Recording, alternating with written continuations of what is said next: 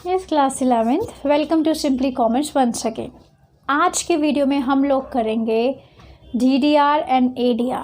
DDR global depository receipt, ADR American depository receipt. ये भी part हैं ओन फंड का, और यहाँ पर हमारा ओन फंड के टाइप्स क्या हो जाएंगे, ओवर फिनिश हो जाएंगे, राइट। आज की वीडियो में देखते हैं DDR ADR, very easy concept, और इसके बाद नेक्स्ट हम लेंगे बोरोड फंड। बट चलिए अभी के लिए स्टार्ट करें। चलिए स्टार्ट करते हैं। DDR global depository receipt.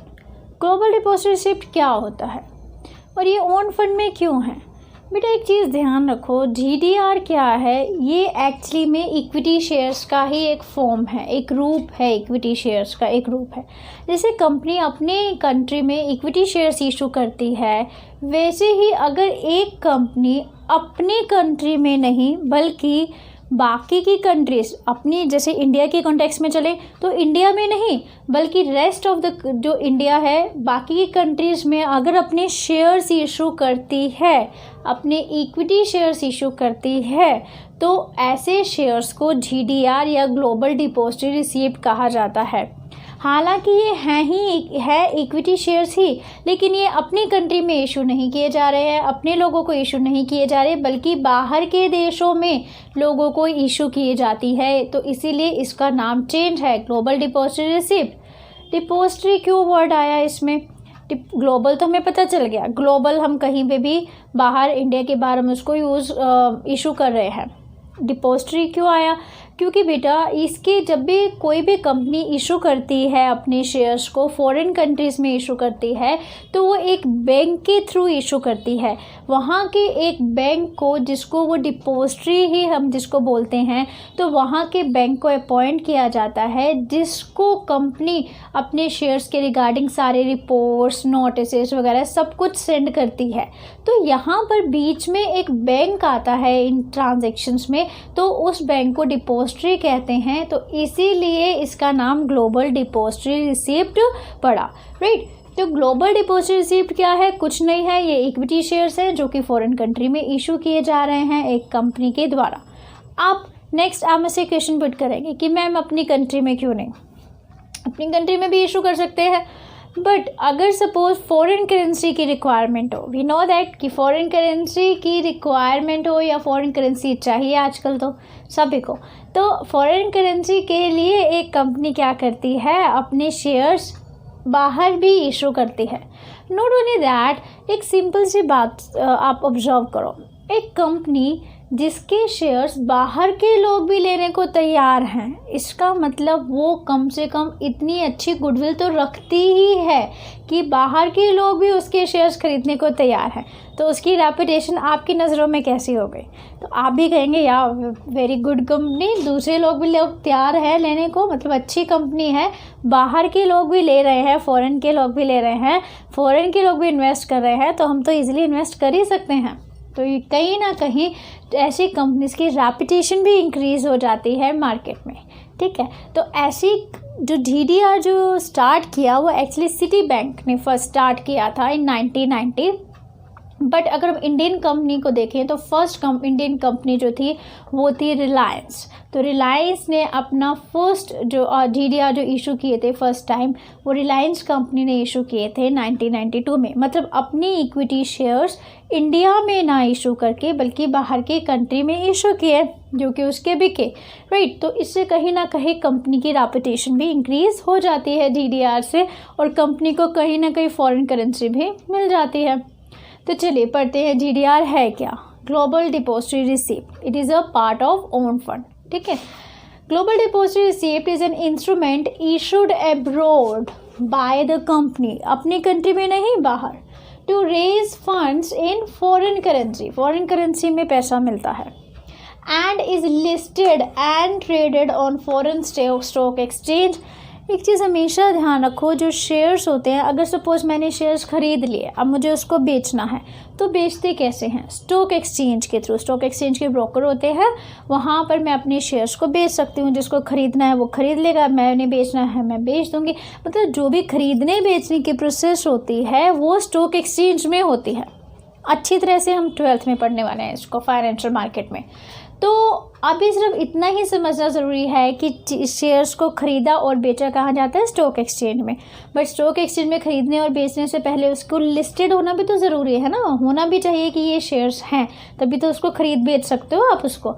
आप किसी शॉपकीपर के पास जाते हो, लिखा है रेस्टोरेंट में, सपोज एक बोर्ड है, वहाँ पे लिखा है ये चीज़ें हैं, तभी तो आप उसको ख़रीद पाओगे ना। अगर ये चीज़ें हैं ही नहीं तो ख़रीदोगे कहाँ से। तो एक लिस्टेड किए जाते हैं जो शेयर्स को, जिन कंपनीज़ के होते हैं उनको लिस्टेड किया जाता है कि ये इस कंपनी के शेयर्स यहाँ पे ट्रेड होते हैं, ख़रीदे और बेचे जाते हैं। तो फिर वो चीज़ें, वो शेयर्स वहीं से ख़रीदे और बेचे जा सकते हैं। तो अब ऐसे शेयर्स क्योंकि फॉरेन में इशू किए गए हैं तो हमारे इंडियन स्टॉक एक्सचेंज में ट्रेडेड नहीं होंगे। वो कहाँ, कौन से स्टॉक एक्सचेंज में, जिस देश में आपने इशू किए हैं उसी की स्टॉक एक्सचेंज में ही लिस्टेड किए जाएंगे, वहीं पर ही खरीदे बेचे जाएंगे, वहीं के लोग उसको खरीदेंगे, वहीं के लोग उसको बेचेंगे।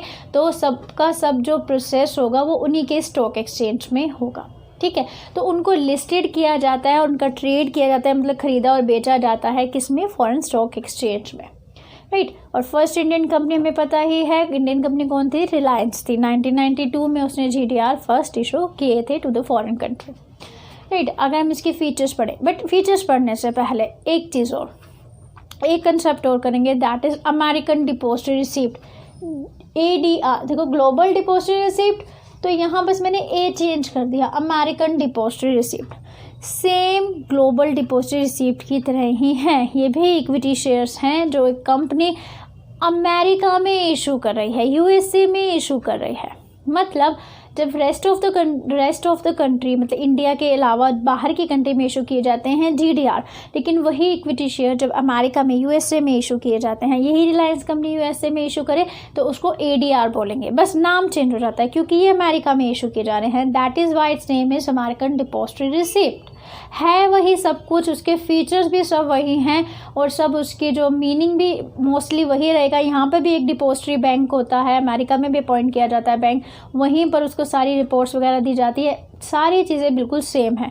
बस यहाँ पर चेंज क्या है, वो जो इक्विटी शेयर कंपनी इशू कर रही है वो अमेरिका में इशू कर रही है, USA में इशू कर रही है, अमेरिकन सिटीजन उसको खरीद रहे हैं, तो बस इतना ही डिफरेंस है। और अमेरिकन स्टॉक एक्सचेंज में ही लिस्टेड है। तो हमें पता ही है जिस देश में आप अपना शेयर्स इशू करेंगे, कंपनी अपनी शेयर्स इशू करेगी, तो उसी कंट्री के स्टॉक एक्सचेंज में तो लिस्टेड होंगे, ठीक है ना, उसी कंट्री में तो ट्रेड किया जाएगा, खरीदा और बेचा जाएगा।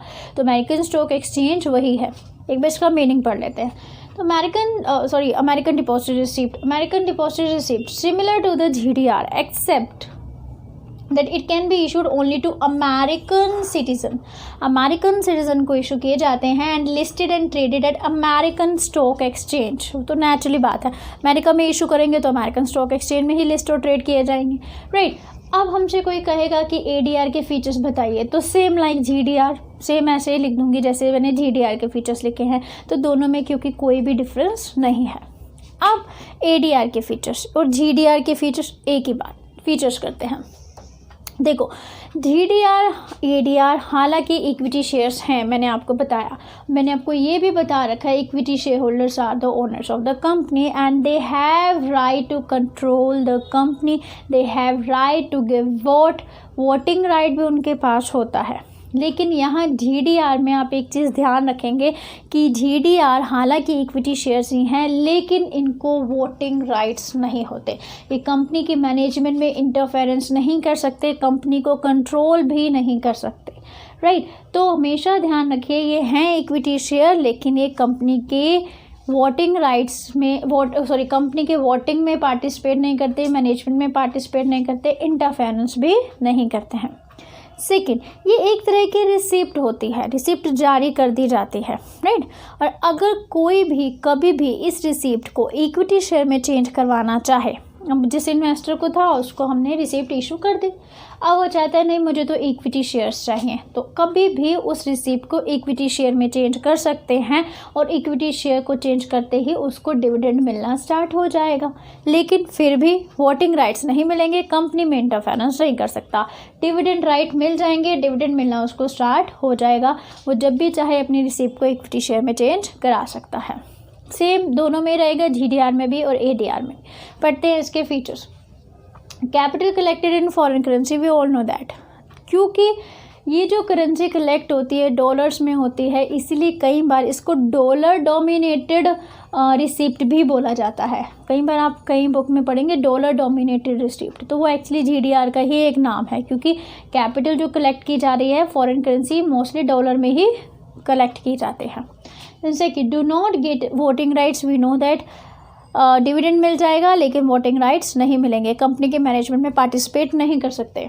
नेगोशिएबल इंस्ट्रूमेंट, नेगोशिएबल इंस्ट्रूमेंट वो इंस्ट्रूमेंट होता है जिसको ईजिली खरीदा और बेचा जा सकता है। तो ये जीडीआर को ईजिली खरीदा और बेचा जा सकता है क्योंकि ये स्टॉक एक्सचेंज में लिस्टेड हैं और स्टॉक एक्सचेंज में किसी भी जीडीआर को खरीद और बेच सकते हैं, तो कोई प्रॉब्लम नहीं। Can be converted into equity share, जब जीडीआर को लगता है इन्वेस्टर को कि मुझे इक्विटी शेयर में इसको चेंज कराना है तो वो उसको चाहे तो इक्विटी शेयर में चेंज करवा सकता है, राइट। तो ये थे हमारे जीडीआर और एडीआर, फ़ायदा भी पता चल गया और एडीआर का भी फ़ायदा पता चल गया। अब नुकसान, इसके कोई नुकसान नहीं होते हैं क्योंकि यहाँ पर फ़ायदा ही मिल रहा है, डिविडेंड दे रहे हैं, लेकिन वो डाइल्यूशन ऑफ कंट्रोल नहीं हो रहा। ये मैंने आपको लास्ट वीडियो में भी समझाया था, कंट्रोल बढ़ नहीं रहा लोगों में, जबकि फॉरेन करेंसी में पैसा भी मिल रहा है, तो फ़ायदा तो है। अब आप सोचेंगे जीडीआर एडीआर के mats and demats, not important, not in syllabus, I think ये हैं ही नहीं आपकी किसी भी बुक में। आप चाहे किसी भी बुक से पढ़ रहे हैं, lot of books are there, सभी बुक्स को मैंने देखा है, एनालाइज किया है, तो किसी में भी मेरिट और डीमेरिट नहीं है। नॉट ओनली मुझे लगता है कि एनसीईआरटी में भी नहीं है इसके मेरिट डीमेरिट। यहाँ पर हमने सिर्फ एक कंसेप्ट को क्लियर करना है कि जीडीआर एडीआर होता क्या है बस, और उसके फीचर्स आपको पता होने चाहिए, राइट। ठीक है, अगर कुछ प्रॉब्लम है कंसेप्ट में फिर भी आप मुझे कमेंट कर सके, पूछ सकते हैं।